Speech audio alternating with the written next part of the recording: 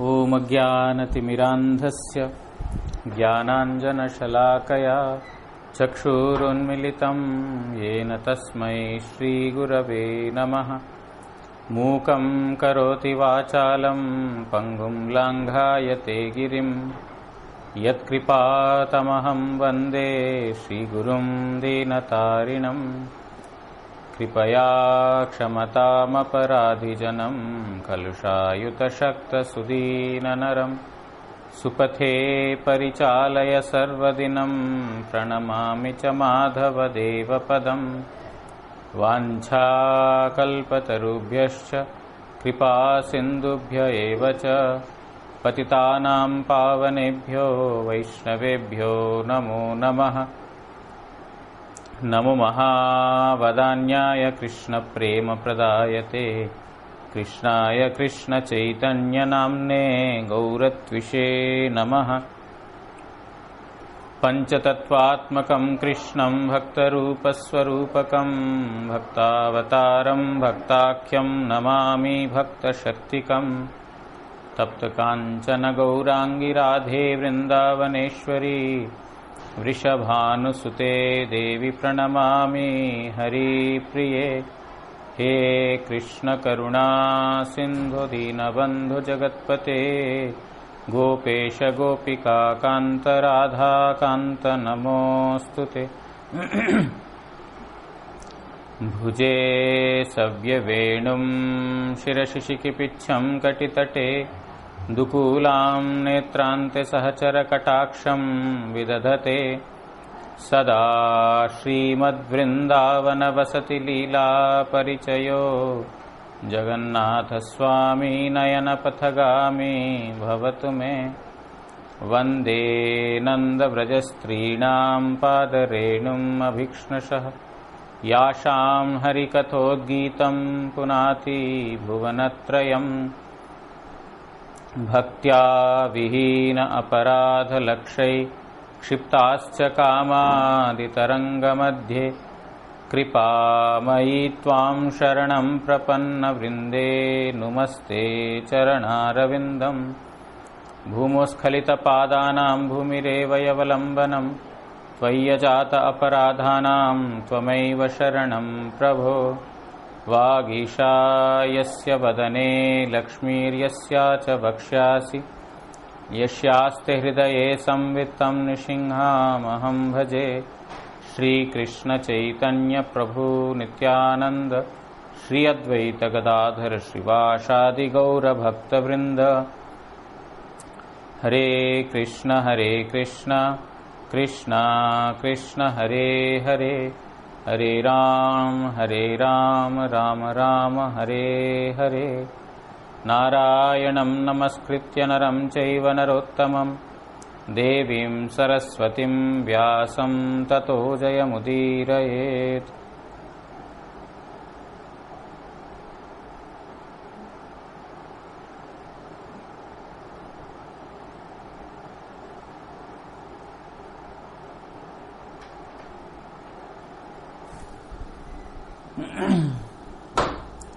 So we are reading from Srimad Bhagavatam, 4th canto, 12th chapter, the holy life of Dhruv Maharaj.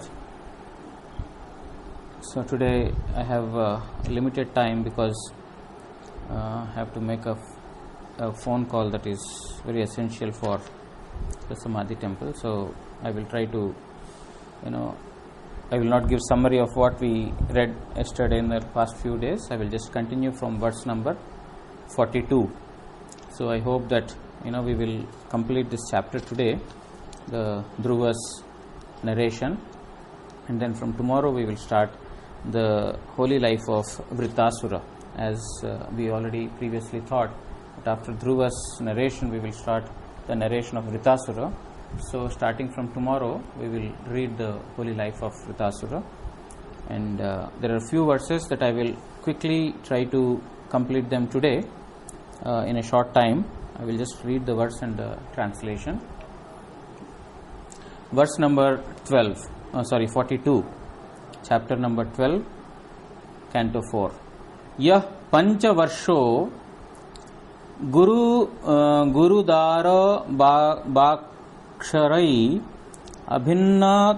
अभिन्नेन जातो हृदयेन दूयता वनं मदादेश करो अजितं प्रभुं जिगाय तद्भक्त गुणैः पराजितम्.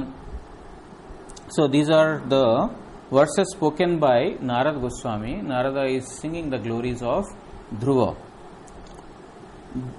Dhruva, when he was only 5 years old, he was insulted by the words of his stepmother, and therefore his heart got extremely disturbed, and thus he was in a distressful state, for which reason he has gone to the forest.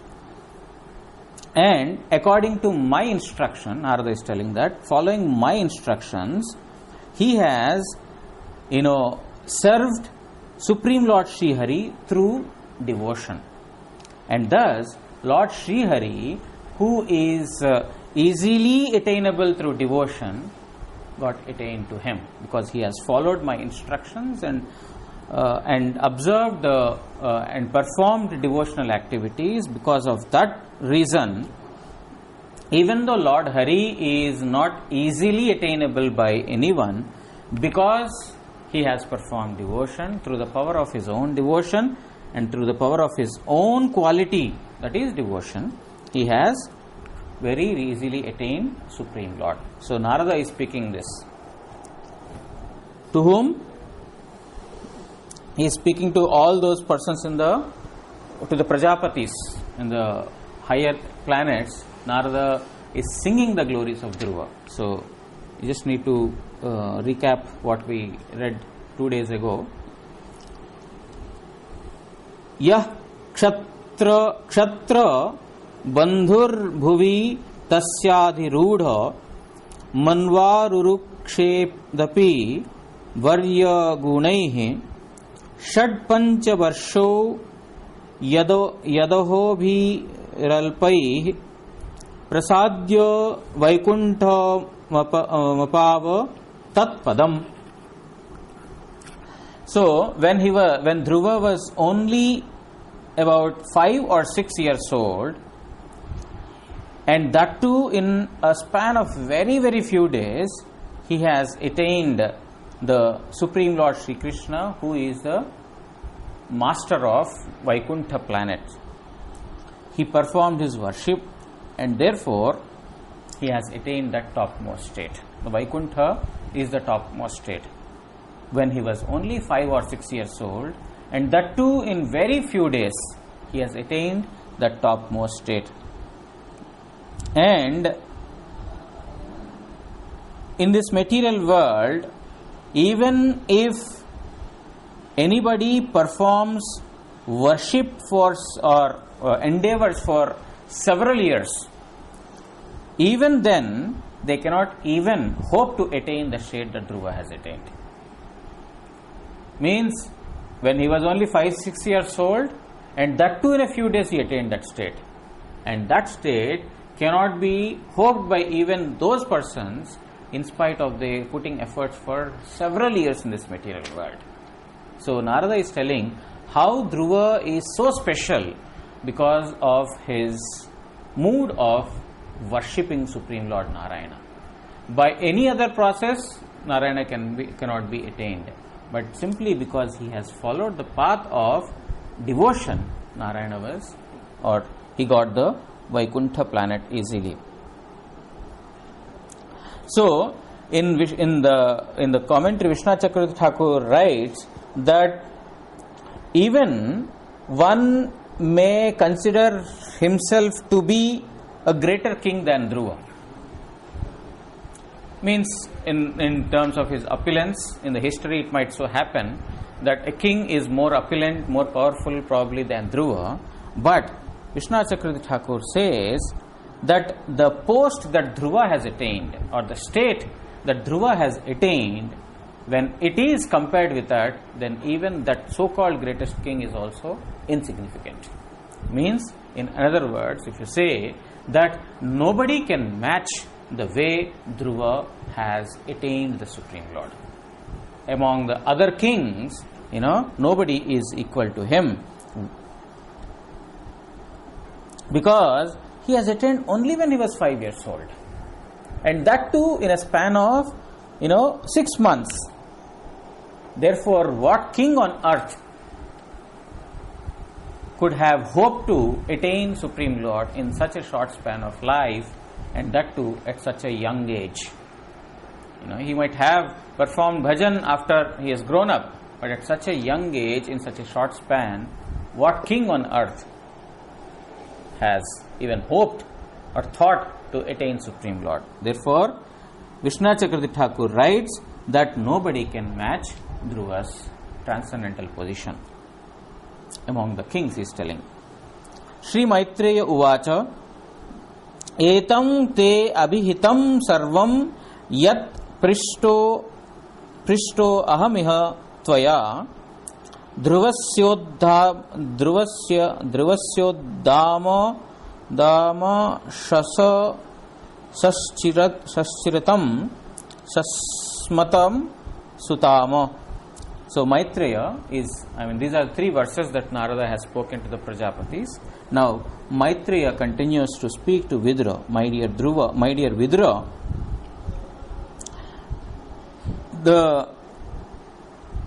you have asked me, you have inquired from me to sing the glories of Dhruva Maharaj, who is worshipped by even the saintly persons, and whose glories are very vast. You have asked me to sing his glories. Therefore, by your request, I have described the glories of Dhruva to you. Dhanyam yashasyam ayushyam punyam swastayanam mahat swargyam dhravyam saumanasyam prashasya maghamarsanam shrutvaitachridhaya abhiksham achyuta priya chestitam bhaktir bhuved bhagavati yaya syat klesha sanshayah. When the words are not split, it's very difficult to read. It's one single line, all words connected. Very difficult to read. So Dhruva's holy life is very blessed. It enhances the fame of the listener. It enhances the life of one who listens, and it is greatly purifying. It brings greatest welfare or auspiciousness upon the listener. It is Mahat, it is greatest, and it brings all kinds of opulences. It even makes one eligible to attain the abode of Dhruva, and one's mind will be purified by listening to this Dhruva's narration, and therefore this Dhruva's narration is to be highly glorious, and thus destroyer of all kinds of sins. So these are the qualities of Dhruva's holy life. Means those who listens to this holy life of Dhruva, they will attain all these things. They will get name, they will get money, they will get wealth, they will get all the sins will be destroyed, they will get the topmost state, they can even attain the state of Dhruva, and one's mind will be purified. In this manner, this is highly, Dhruva's narration is highly glorious. Dhruva is very, very dear to Achyuta. Therefore, those who listen to his holy biography with utmost faith, and that also repeatedly, not once, twice, those who listens to the narration of Dhruva repeatedly, then one will get devotion to the Lord. Previously, whatever they are said, auspiciousness will come, and sins will be gone, one will get wealth, all these things simply by listening. But by repeatedly listening Dhruva's narration with utmost faith, they will get devotion to Supreme Lord, and all the material troubles that come out of ignorance will be completely gone. Means one will be freed from material troubles, and then one can attain Krishna Bhakti simply by listening the holy biography of Dhruva with faith and repeatedly. Very important. We have listened, but how much faith, with what faith we heard, and how much more desire we have to listen to these pastimes of Dhruva repeatedly is what that matters. Oh, I have listened, finished, so we will read some other story. No. If we have genuinely developed a desire that I want to listen one more time, then that is the actual fruit of listening Dhruva's narration. Then bhakti will come.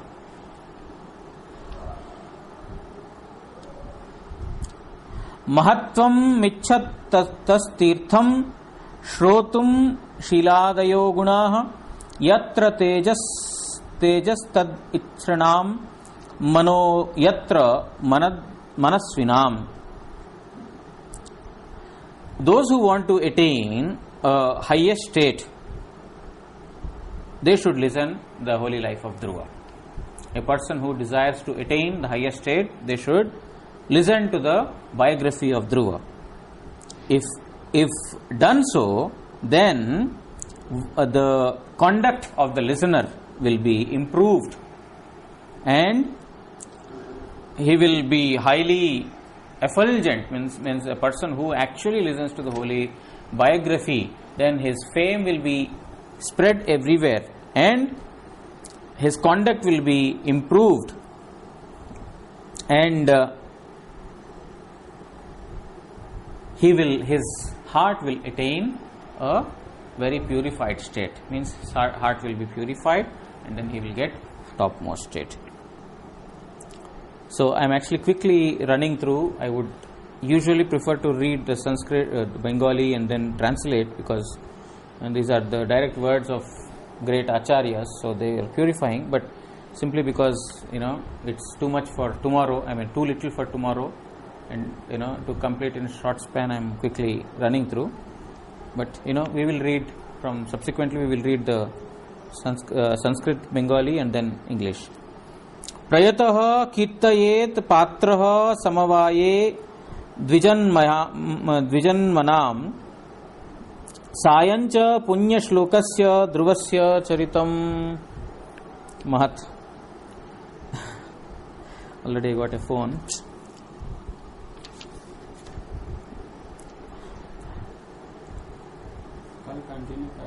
तीन श्लोक है बस.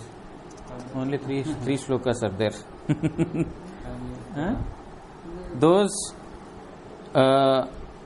Those who listen to the holy biography, topmost biography of Dhruva, who is addressed as Punya Shloka, means a person who is, whose glories are greatly purifying, then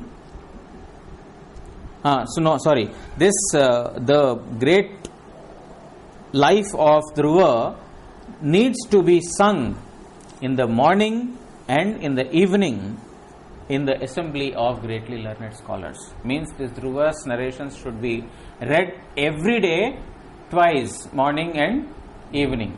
Not like once you're finished, now let's change the chapter, let's change your, no. Repeatedly in the morning and evening, one should listen this holy biography of Dhruva.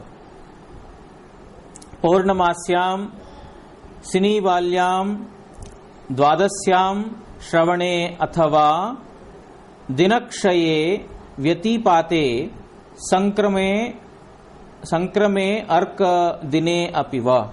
So, also this Dhruva's narration needs to be sung when different tithis are mentioned, like full moon day, like a dark fortnight, the dark moon day, and on the Dvadashi day, the day after Ekadashi, also on a particular star, Shravana star day.